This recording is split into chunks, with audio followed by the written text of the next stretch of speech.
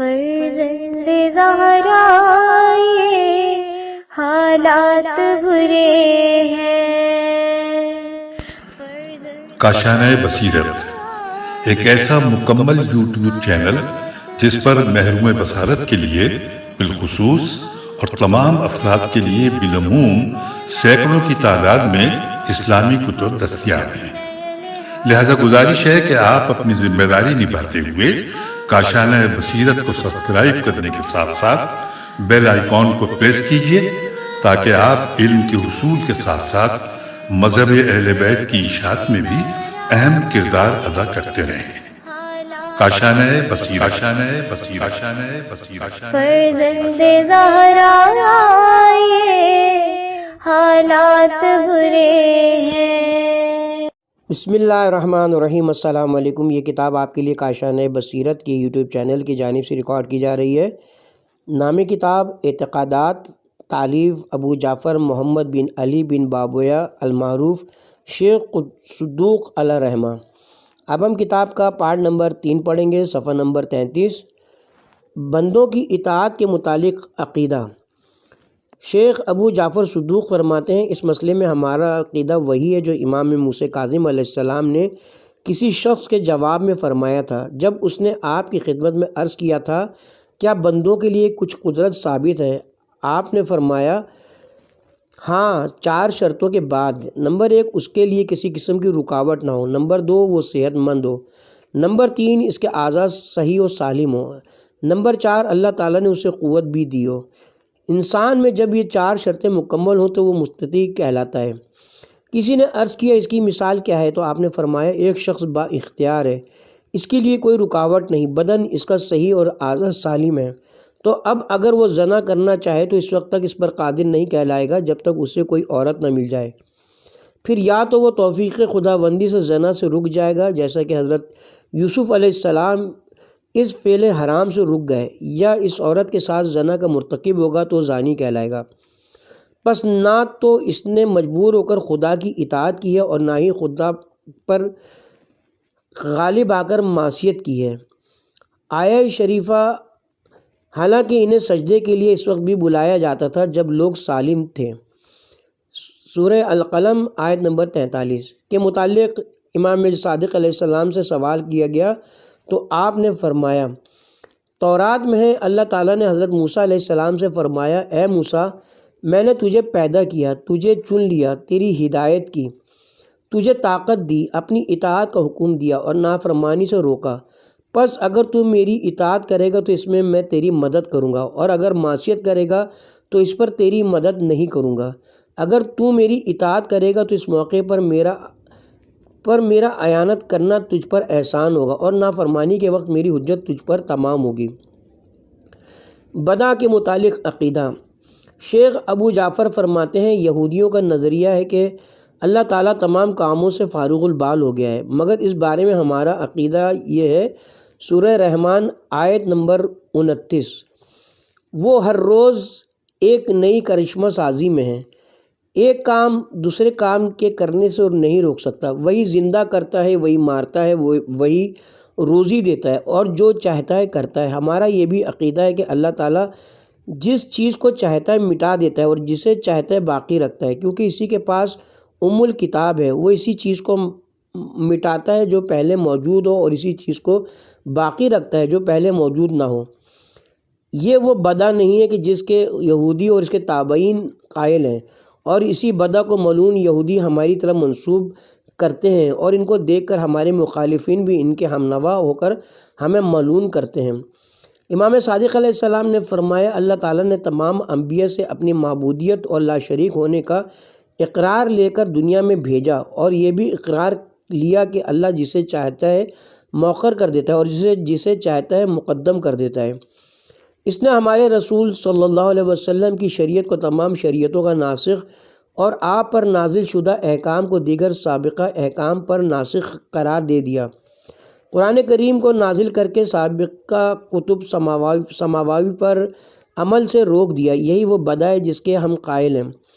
امام جعفر صادق علیہ السلام نے فرمایا جس شخص کا خدا کے بارے میں یہ عقیدہ ہو کہ اللہ تعالیٰ کو فلاں شے کے بارے میں بدع ہو گیا، یعنی اللہ نے اپنے سابقہ ارادے پر تجدید نظر کی اور اب وہ قصد و ارادہ کر لیا جس سے کل وہ بے خبر تھا، میں ایسے شخص سے بیزار ہوں۔ نیز فرمایا اور جس کا گمان یہ ہو کہ اللہ تعالیٰ کو کسی شے کے بنانے کے بعد ندامت اور شرمندگی ہوتی ہے تو ایسا بندہ ہمارے نزدیک خدا کا منکر ہوگا۔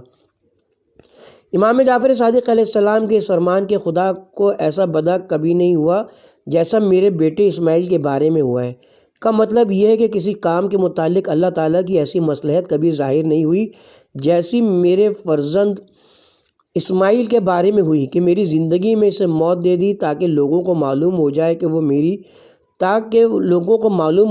میرے بعد امام نہیں ہیں۔ خدا کے بارے میں بحث و جدال کی ممانعت۔ شیخ صدوق علیہ رحمہ فرماتے ہیں خدا کے بارے میں کج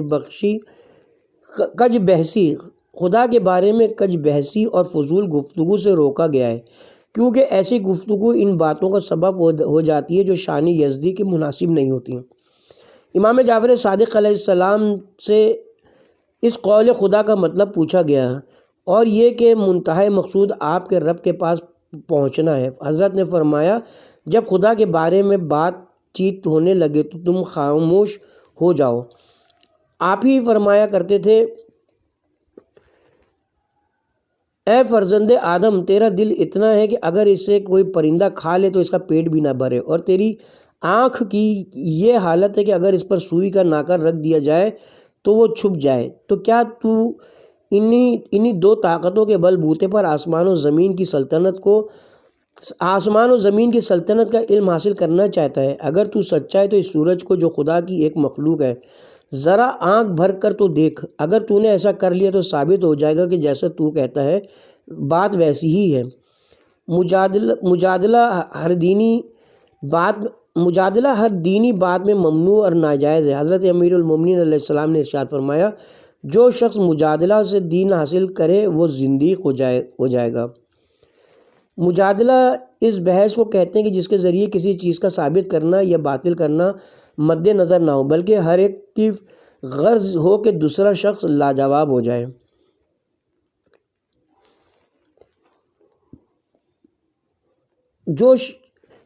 امام جعفر صادق علیہ السلام فرماتے ہیں دین میں فضول باتیں کرنے والے گمراہ ہو جاتے ہیں اور اطاعت کرنے والے نجات پائیں گے۔ بے شک موتی بندے بزرگ مرتبہ لوگ ہیں، لیکن کلام خدا، کلام رسول صلی اللہ علیہ وسلم اور اقوال ائمہ علیہم السلام سے سند پیش کرنا، حجت قائم کرنا اور مخالفین کے مقابلے میں دلیل قائم کرنا اس شخص کے لیے جائز ہے جو ان پاک ہستیوں کے اقوال بخوبی سمجھ کر اچھی طرح کلام کر سکے، ورنہ حرام اور ناجائز ہے۔ امام جعفر صادق علیہ السلام نے فرمایا تم میرے کلام سے لوگوں پر حجت لایا کرو، پس اگر تم پر وہ لوگ بحث میں غالب آ جائیں تو مغلوب میں ہوں گا نہ کہ تم۔ مروی ہے آج جناب نے فرمایا باطل پر خاموشی سے امر حق میں گفتگو بہتر ہے۔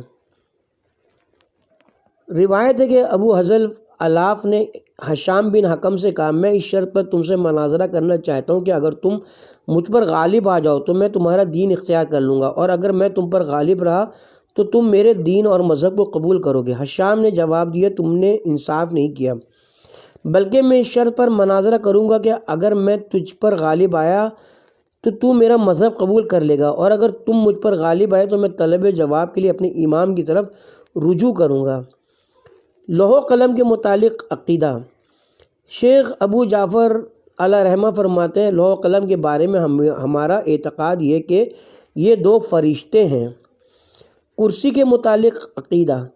شیخ رحمۃ اللہ علیہ فرماتے ہیں کرسی کے بارے میں ہمارا عقیدہ یہ کہ کرسی ایک ظرف ہے جس میں تمام مخلوقات ہیں، عرش، سارے آسمان، زمینیں اور وہ سب چیزیں جو خدا نے پیدا کی ہیں۔ کرسی کے دوسرے معنی علم ہیں۔ امام جعفر صادق علیہ السلام نے اللہ تعالیٰ کے اس قول کے متعلق دریافت کیا گیا۔ امام جعفر صادق علیہ السلام سے اللہ تعالیٰ کی اس قول کے متعلق دریافت کیا گیا اللہ کی کرسی آسمانوں اور زمین پر چھائی ہوئی ہے، تو حضرت نے فرمایا اس آیت میں کرسی سے مراد خدا کا علم ہے۔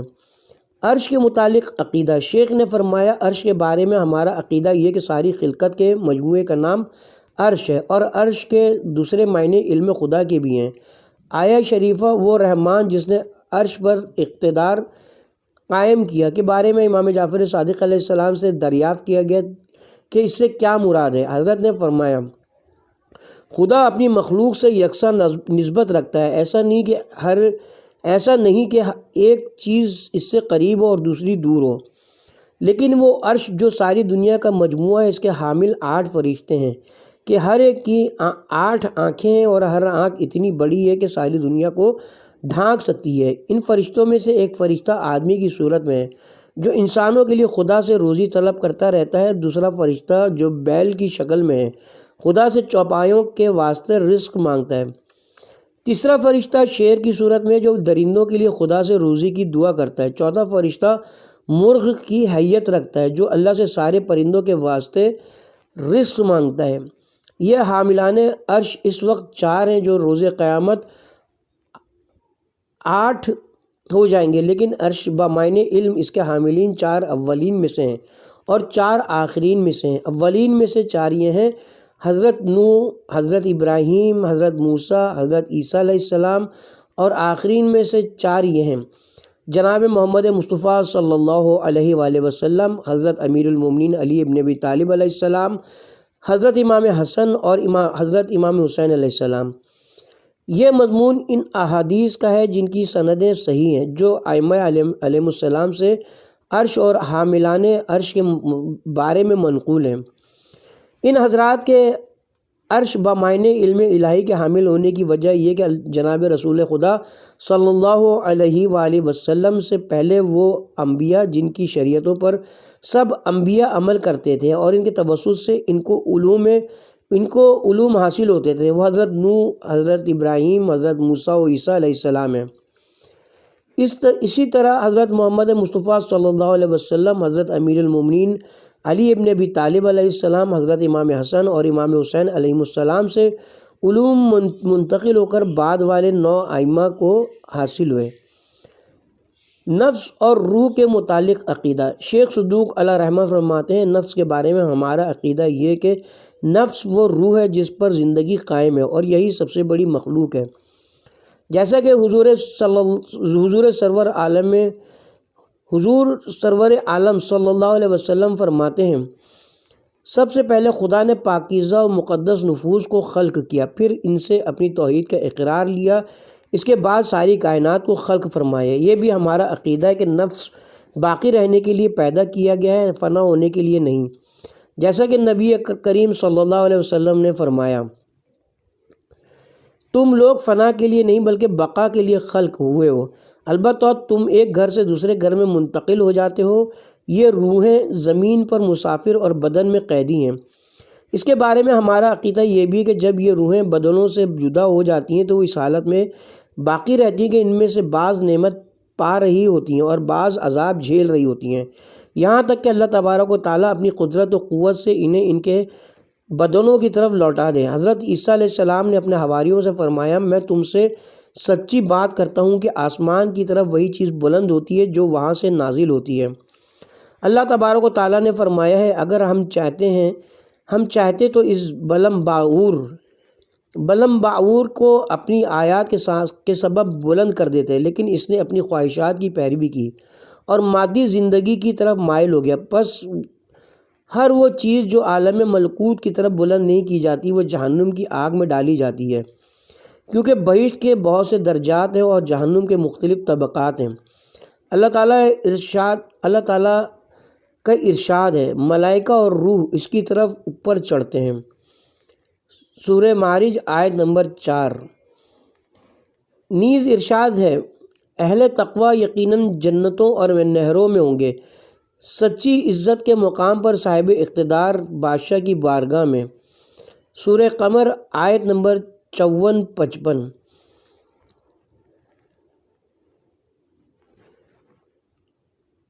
اور وہ لوگ راہ خدا میں مارے گئے ہیں، قطعاً انہیں مردہ نہ سمجھو بلکہ وہ زندہ ہیں، اپنے رب کے پاس سے رزق پا رہے ہیں، اللہ نے اپنے فضل و کرم سے جو کچھ انہیں دیا ہے اس پر وہ خوش ہیں۔ سورہ آل عمران آیت نمبر 169 اور 170۔ امام جعفر صادق علیہ اور اللہ کے نبی صلی اللہ علیہ وسلم نے ارشاد فرمایا ہے، روحوں کے لشکروں کے لشکر ہے، جن لوگوں کی روحوں کے درمیان ایک دوسرے سے مانوسیت اور میل جول تھا وہ یہاں بھی ملے جلے رہتے ہیں، اور جن کی روحوں میں باہمی نفرت تھی وہ یہاں بھی ایک دوسرے سے متنفر رہتے ہیں۔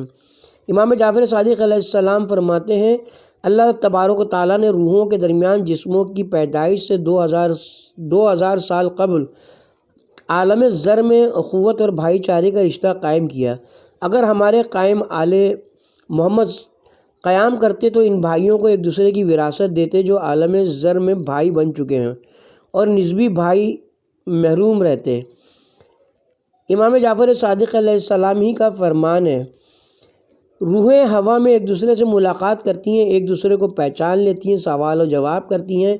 جب کوئی نئی روح زمین سے جا کر ان سے ملتی ہے تو وہ روحیں ایک دوسرے سے کہتی ہیں کہ چونکہ یہ روح بہت ہی خوفناک مقام سے گزر کر آئی ہے، لہٰذا اسے ابھی اس کے حال پر چھوڑ دو۔ بعد ازاں اس سے حوال پرسی کرتی ہیں کہ فلاں شخص کس حال میں ہے۔ جب یہ نئی روح کہتی ہے کہ ابھی وہ زندہ ہے تو یہ روحیں اس سے ملنے کے لیے پر امید ہو جاتی ہیں، اور اگر یہ روح کہہ دے کہ وہ مر گیا ہے تو روحیں کہتی ہیں کہ وہ ہلاک ہوا۔ اللہ تبارک و تعالیٰ کا ارشاد ہے، جس پر میرا عذاب نازل ہوا تحقیق وہ ہلاک ہو گیا۔ سورہ طٰہٰ آیت نمبر 81۔ اللہ تعالیٰ ہی کا ارشاد ہے، اور جس کا پلہ ہلکا ہو گیا سو اس کا ٹھکانہ حاویہ ہوگا، اور آپ کیا جانیں حاویہ کیا ہے؟ وہ بھڑکتی ہوئی آگ ہے۔ سورہ القاریہ 8 تا 11۔ دنیا اور اہل دنیا کی مثال ملح کشتی اور سمندر کی سی۔ حضرت لقمان علیہ السلام نے اپنے فرزند سے فرمایا، اے میرے بیٹے، دنیا ایک گہرا سمندر ہے جس میں بہت سے عالم فنا ہو گئے ہیں۔ تم اس میں اللہ پر ایمان کو اپنی کشتی اور تقوی و پرہیزگاری کو زاد راہ اور اللہ پر توکل کو اس کشتی کا بادبان قرار دو۔ اب اگر تم سمندر کے اس پار صحیح و سلامت اتر گئے تو یہ خدا کی خاص رحمت ہوگی، اور اگر تم ہلاک ہوئے تو یہ ہلاکت تمہارے گناہوں کے سبب ہوگی، نہ کہ خدا کی طرف سے۔ اولاد آدم پر 3 ساعتیں بہت سخت اور کٹھن ہیں، اس کی پیدائش کا دن، اس کے مرنے کا دن، اور قبر سے زندہ ہو کر اٹھنے کا دن۔ بے شک ان 3 مواقع پر اللہ تعالیٰ نے حضرت یحییٰ علیہ السلام کو سلامتی عطا کی، جیسا کہ ارشاد ہوا، اور سلام ہو ان پر جس دن وہ پیدا ہوئے اور جس دن انہوں نے وفات پائی اور جس دن انہیں زندہ کر کے اٹھایا جائے گا۔ سورہ مریم آیت نمبر 15۔ روح کے بارے میں ہمارا عقیدہ یہ کہ وہ بدن کی جنس سے نہیں ہے بلکہ اس کی تخلیق اور طرح کی ہے، جیسا کہ اللہ تعالیٰ نے ارشاد فرمایا، پھر ہم نے اسے ایک دوسری مخلوق بنا دیا۔ سورہ مومنون آیت نمبر 14۔ اور ہمارا عقیدہ یہ بھی کہ انبیاء، رسول اور ائمہ اطہار علیہ السلام میں 5 روحیں ہوتی ہیں۔ نمبر 1 روح قدس، نمبر 2 روح ایمان، نمبر 3 روح قوت، نمبر 4 روح شہوت، نمبر 5 روح مدرج، حس و حرکت کی روح۔ اور مومنین میں 4 روحیں ہوتی ہیں، نمبر 1 روح ایمان، نمبر 2 روح قوت، نمبر 3 روح شہوت، اور نمبر 4 روح مدرج۔ جبکہ کفار اور چوپایوں میں 3 روحیں ہوتی ہیں، نمبر 1 روح قوت، نمبر 2 روح شہوت، نمبر 3 روح مدرج۔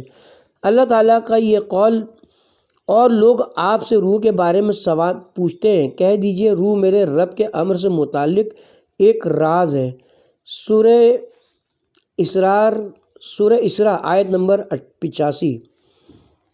یہاں روح سے مراد وہ روح ہے جو جبرائیل اور میکائیل سے برتر اور عظیم ترین اور مخلوق ہے، جو رسول اللہ صلی اللہ علیہ وسلم، ملائکہ اور ائمہ اطہار علیہ السلام کے ساتھ رہتی ہے۔ اس روح کا تعلق ملکوت سے ہے، اور میں اس کے حوالے سے ایک کتاب لکھوں گا جس میں ان جملوں کی وضاحت کروں گا۔ موت کے بارے میں ہمارا عقیدہ۔ جناب شیخ فرماتے ہیں، کسی شخص نے امیر المومنین علیہ السلام کی بارگاہ میں عرض کیا کہ ہمارے لیے موت کی کیفیت بیان کیجیے۔ آپ نے فرمایا تم نے ایسے شخص سے سوال کیا جو موت کی حقیقت سے پوری طرح آگاہ ہے۔ جب کسی کو موت آتی ہے تو وہ تین میں سے ایک چیز ضرور ہوتی ہے، یا دائمی نعمتوں کی بشارت، یا دائمی عذاب کی خبر، یا پھر مرنے والے کے لیے خوف و ہراس اور مبہم انجام کا پیغام کہ مرنے والے کو معلوم نہیں ہوگا کہ وہ کس گروہ سے تعلق رکھتا ہے۔ پس جو ہمارا دوست اور فرما بردار ہوتا ہے اسے ابدی نعمتوں کی خوشخبری دے دی جاتی ہے۔ ہمارے دشمن اور ولایت و امامت کے منکر کے لیے دائمی عذاب کی خبر دی جاتی ہے۔ لیکن وہ شخص جس کا انجام مبہم اور مشتبہ ہو، جو نہیں جانتا کہ اس کا انجام کیا ہوگا، وہ ایسا مومن ہے جس نے اپنے نفس سے اللہ کی نافرمانی کر کے زیادتی کی ہے، اسے کچھ معلوم نہیں کہ اس کا انجام کیا ہوگا۔ ایسے شخص کے پاس انجام کی خوفناک اور مبہم خبر آتی ہے۔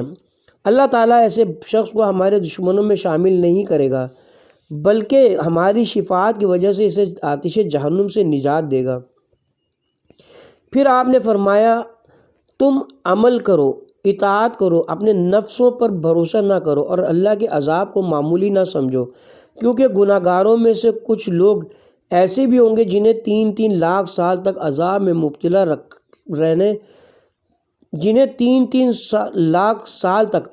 مبتلا رہنے سے پہلے ہماری شفاعت نصیب نہیں ہوگی۔ حضرت امام حسن علیہ السلام سے پوچھا گیا موت کیا ہے جس سے لوگ بے خبر ہیں؟ آپ نے فرمایا مومن کے لیے موت بڑی خوشی اور شادمانی ہے، کیونکہ وہ دنیا کی مصیبتوں سے نجات پا کر اللہ کی ابدی نعمتوں کی طرف منتقل ہوتے ہیں۔ لیکن یہی موت کافروں کے لیے سخت ترین عذاب ہے، کیونکہ وہ اپنی جنت سے نکل کر اس جہنم کی طرف جا رہے ہوتے ہیں جو نہ کبھی بجھتی ہے اور نہ کبھی ختم ہوتی ہے۔ عاشور کے دن جب حضرت امام حسین علیہ السلام سخت امتحان میں تھے، بعض اصحاب نے حضرت امام حسین علیہ السلام کی طرف دیکھا تو آپ کو دوسروں سے مختلف حالت میں پایا، کیونکہ جب دوسروں پر مشکل وقت آتا ہے تو ان کے چہروں کا رنگ متغیر ہو جاتا، ان کے کاندھے کانپنے لگتے، دل خوفزدہ اور پہلو شکستہ ہو جاتے۔ لیکن سلام و امام حسین علیہ السلام اور آپ کے بعض خاص اصحاب کی حالت یہ تھی کہ ان کے چہرے درخشاں، اعضاء و جوارحوں میں سکون اور ان کے دل پوری طرح سے مطمئن نظر آتے تھے۔ یہ حالت دیکھ کر آپ کے بعض اصحاب ایک دوسرے سے کہتے تھے کہ گویا جناب علیہ السلام کو موت کی کوئی پرواہ نہیں ہے۔ تب امام حسین علیہ السلام نے فرمایا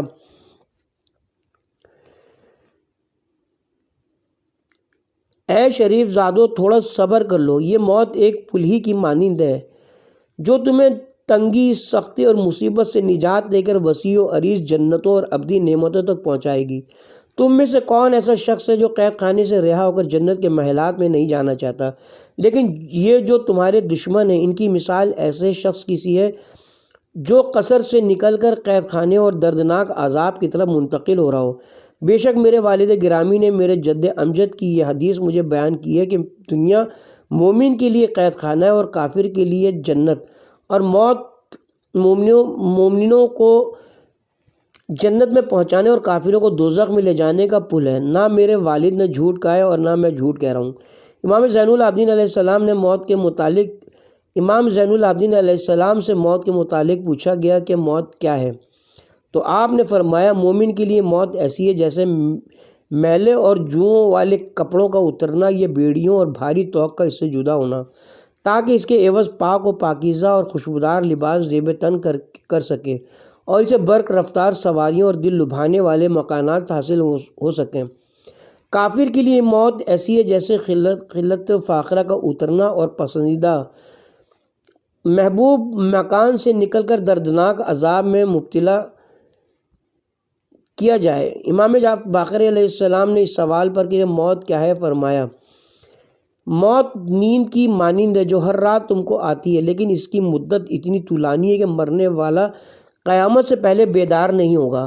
تم میں سے بعض لوگوں کو خواب میں مختلف خوش کن چیزیں دیکھنے سے اس قدر خوشی حاصل ہوتی ہے جو تمہارے اندازے سے باہر ہے۔ ہولناک چیزوں کا مشاہدہ کر کے اتنے رنجیدہ ہوتے ہیں کہ اندازہ نہیں کیا جا سکتا۔ پس کیا حال ہوگا اس شخص کا جو موت کے وقت حقیقی ثواب یا عذاب کو دیکھے گا؟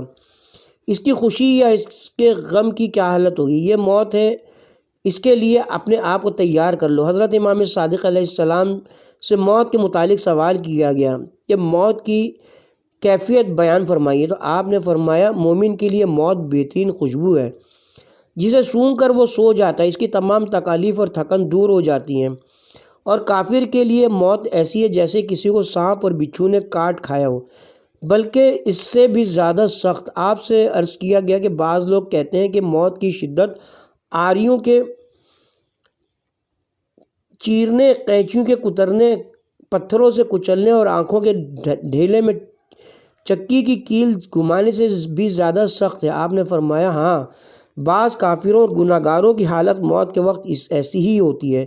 کیا تم نے نہیں دیکھا کہ ان میں سے بعض لوگ ان سختیوں کو اپنی آنکھوں سے دیکھتے ہیں؟ پس یہ موت ان کے لیے دنیاوی عذاب سے بھی زیادہ سخت ہوتی ہے۔ آپ سے پوچھا گیا کیا وجہ ہے کہ بعض کفار پر جانکنی سہل ہوتی ہے اور وہ نہایت ہنسی خوشی باتیں کرتے مر جاتے ہیں، اور بعض مومنین اسی طرح مرتے ہیں، جبکہ بعض مومنین اور بعض کافر نزع کے وقت موت کے شدائد سے دوچار ہوتے ہیں۔ آپ نے فرمایا جن مومنین کو جانکنی کے وقت راحت نصیب ہوتی ہے ان کا ثواب جلد اسی دنیا میں شروع ہو جاتا ہے، اور جن مومنین کو حالت نزع میں شدت اور تکلیف ہوتی ہے وہ انہیں گناہوں سے پاک کر دیتی ہے تاکہ وہ روز حشر پاک و پاکیزہ اور طیب و طاہر اور ثواب کا استحقاق لے کر عالم آخرت میں اس طرح وارد ہوں کہ حصول ثواب میں کوئی رکاوٹ نہ ہو۔ اور بعض کافروں کو جانکنی کی حالت میں جو آسانی نصیب ہوتی ہے وہ اس کی دنیا میں کی ہوئی نیکیوں کا بدلہ ہے، تاکہ جب آخرت میں حاضر ہو تو اس کے ان اعمال کی وجہ سے جو عذاب کا باعث ہیں سوائے عذاب الہی کے کسی اور چیز کے مستحق نہ بنے۔ حالت نزع میں جو کفار سختی میں مبتلا ہوتے ہیں اس کی وجہ یہ ہے کہ وہ اپنے دنیاوی اچھے اعمال کا بدلہ دنیا میں حاصل کر چکے ہوتے ہیں، لہٰذا ان پر عذاب کی ابتدا یہیں سے ہوتی ہے، اور یہ اس لیے کہ اللہ تعالیٰ بڑا عادل ہے اور وہ کسی پر ظلم نہیں کرتا۔ امام موسیٰ کاظم علیہ السلام ایک شخص کے سرانے تشریف لے گئے جو حالت استحضار میں تھا، اسے پسینہ آ رہا تھا اور کسی کی بات کا جواب نہ دیتا تھا۔ لوگوں نے کہا اے رسول کے فرزند، ہم اپنے دوست کی حالت اور موت کی کیفیت جاننا چاہتے ہیں۔ آپ نے فرمایا موت صاف کرنے والی چیز ہے جو مومنینوں کو گناہوں سے صاف کرتی ہے، یہ آخری تکلیف ہے جو مومنین پر آتی ہے اور ان کے آخری گناہ کا کفارہ ہے۔ یہی موت کافروں کو نیکیوں سے صاف اور محروم کر دیتی ہے، اور یہ ان کے لیے آخری لذت، آخری نعمت اور آخری راحت ہے جو انہیں ملتی ہے، اور ان کی نیکیوں کی آخری جزا ہے۔ تمہارا دوست گناہوں سے اس طرح پاک ہو گیا جس طرح پاک ہونے کا حق ہے، اس کی برائیاں پوری طرح دور ہو گئیں جس طرح کپڑا میل کچیل سے پاک ہو جاتا ہے، اور اب ہم اہل بیت علیہم السلام کے ساتھ دارالابد میں دائمی زندگی گزارنے کی صلاحیت پا چکا ہے۔ حضرت امام علی ابن موسیٰ رضا علیہ السلام کے اصحاب میں سے ایک صحابی بیمار ہو گیا۔ آپ بیمار پرسی کے لیے تشریف لے گئے اور پوچھا اپنے آپ کو کیسا پاتے ہو؟ عرض کیا میں آپ کے بعد ہی مر گیا تھا، یعنی بیماری کی شدید سختی جھیلی۔ آپ نے فرمایا تو نے کیسے موت کو دیکھا؟ عرض کیا مجھے شدید تکلیف اور درد کا سامنا تھا۔ آپ نے فرمایا جو کیفیت تم نے دیکھی وہ موت نہ تھی بلکہ وہ مرض تھا جس نے تمہیں موت سے ڈرایا اور اس کی ایک جھلک دکھائی۔ پھر آپ نے فرمایا انسان دو طرح کے ہوتے ہیں، ایک وہ جو موت سے راحت و آرام پاتے ہیں، دوسرے وہ جن کی موت سے لوگ آرام پاتے ہیں۔ تم توحید رسالت اور ہماری ولایت و امامت کا اقرار کر کے ایمان کی تجدید کر لو تاکہ راحت پا سکو۔ اس شخص نے ایسا ہی کیا۔ یہ حدیث طویل ہے، ہم نے ضرورت کے مطابق کچھ حصہ نقل کیا ہے۔ امام محمد تقی علیہ السلام سے عرض کیا گیا کہ مسلمانوں کو کیا ہو گیا ہے جو موت کو ناپسند کرتے ہیں؟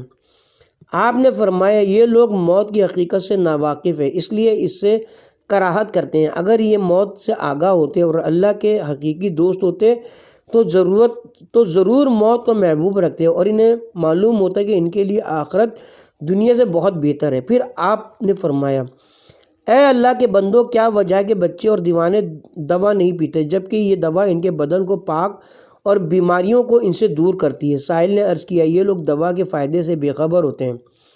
آپ نے فرمایا مجھے اس اللہ کی قسم جس نے محمد صلی اللہ علیہ وسلم کو برحق نبی بنا کر بھیجا۔ جو شخص موت کے لیے کما حقو آمادہ ہو تو موت اس کے لیے اس دوا سے زیادہ نافع ہے جو مریض کے لیے مفید ہے۔ اگر انہیں اس کا علم ہوتا کہ موت کی وجہ سے انہیں کیسی نعمتیں حاصل ہوں گی تو وہ موت کی تمنا کرتے۔ جس طرح ایک عاقل مریض اپنے جسم کی سلامتی اور مرض کو دور کرنے کے لیے دوا کی خواہش رکھتا ہے، اس سے زیادہ یہ موت سے محبت کرتے ہیں۔ حضرت امام علی نقی علیہ السلام نے اپنے ایک صحابی کے پاس اس وقت تشریف لے گئے جب وہ موت کی وحشتناک حالت کو دیکھ کر رو رہا تھا، موت سے ڈر رہا تھا۔ آپ نے اسے فرمایا، اے اللہ کے بندے، تو موت سے اس لیے ڈر رہا ہے کہ اس کی حقیقت سے واقف نہیں ہے۔ تو کیا سمجھتا ہے جب تیرا لباس میلا ہو جائے، تجھے اس کی کثافت اور نجاست سے اذیت ہونے لگے، تو اس غلاظت کی وجہ سے تو زخمی اور خارش میں مبتلا ہو جائے اور تجھے اس بات کا علم ہو جائے کہ حمام میں غسل کرنے سے ان تمام مصیبتوں سے نجات مل جائے گی، تو کیا تو ایسے میں یہ بات پسند نہیں کرے گا کہ حمام میں داخل ہو جائے اور غسل کرے؟ اور کیا تو اس بات کو پسند نہیں کرے گا کہ حمام میں نہ جائے اور اس مصیبت میں بدستور گرفتار رہے؟ صحابی نے عرض کیا، ہاں اے فرزند رسول۔ آپ نے فرمایا، یہ موت وہی حمام میں جو تمہارے گناہوں میں سے جو باقی رہ گئے ہیں ان سے نجات اور بدعمالیوں سے رہائی کا یہی آخری وقت ہے۔ تم جب موت کے گھاٹ اترو گے اور اس کے پار ہو جاؤ گے تو ہر رنج و غم اور مصیبت سے چھٹکارا پاؤ گے اور ہر مسرت، شادمانی، اطمینان اور راحت تک پہنچ جاؤ گے۔ یہ سننا تھا کہ صحابی کا سب خوف دور ہو گیا، اس کے اندر خوشی اور اس بات کی لہر دوڑ گئی۔ اس نے موت کے سامنے سر تسلیم خم کیا، اپنی آنکھیں بند کر لیں اور اپنی موت کے راستے پر چل پڑا۔ امام حسن عسکری علیہ السلام سے سوال کیا گیا کہ موت کیا ہے؟ فرمایا، موت سے مراد ان چیزوں کی تصدیق ہے جو ابھی واقع نہیں ہوئیں۔ پھر فرمایا، میرے والد گرامی نے اپنے اجداد کے سلسلہ نسب سے حضرت امام صادق علیہ السلام سے یہ روایت بیان کی کہ جب مومن مرتا ہے تو حقیقتاً وہ مردہ نہیں ہوتا اور کافر در حقیقت مردہ ہے، جیسے کہ اللہ تبارک و تعالیٰ کا ارشاد ہے، زندہ کو مردہ سے اور مردہ کو زندہ سے پیدا کرتا ہے، یعنی مومن کو کافر سے اور کافر کو مومن سے پیدا کرتا ہے۔ امام حسن عسکری علیہ السلام فرماتی ہیں کہ ایک شخص رسول خدا صلی اللہ علیہ وآلہ وسلم کی خدمت میں حاضر ہوا اور عرض کیا کہ مجھے کیا ہوا ہے کہ جو میں موت کو پسند نہیں کرتا۔ آپ نے فرمایا، کیا تیرے پاس مال ہے؟ عرض کیا، ہاں۔ فرمایا، کیا تو نے اسے اپنے آگے بھیج دیا؟ عرض کیا، نہیں۔ فرمایا، اسی لیے تو تم موت کو پسند نہیں کرتے۔ امام حسن عسکری علیہ السلام فرماتی کہ ایک شخص حضرت ابو ذر غفاری کی خدمت میں حاضر ہوا اور پوچھا کہ ہم موت سے کیوں کراہت کرتے ہیں؟ آپ فرمایا، اس لیے کہ تم نے اپنی دنیا کو تو آباد کیا ہے اور آخرت کو برباد کر رکھا ہے، لہٰذا آبادی کو چھوڑ کر بربادی کی طرف جانا تمہیں پسند نہیں۔